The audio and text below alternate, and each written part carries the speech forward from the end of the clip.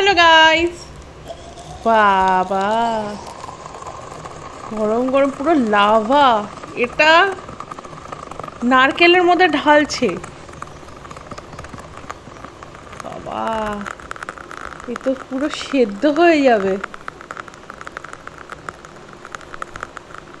সেদ্ধ কি, পুরো পুড়ে একবারে ছাই হবে। ইস, এত সুন্দর কোকোনাটটা পুরো দিল নষ্ট করে। এক্সপেরিমেন্টের চক্করে পুরো সত্যানাশ। আর ধোঁয়া বেড়াচ্ছে, ধোঁয়া বেড়াচ্ছে। কিরম আওয়াজ হচ্ছে, জল ঢালছে।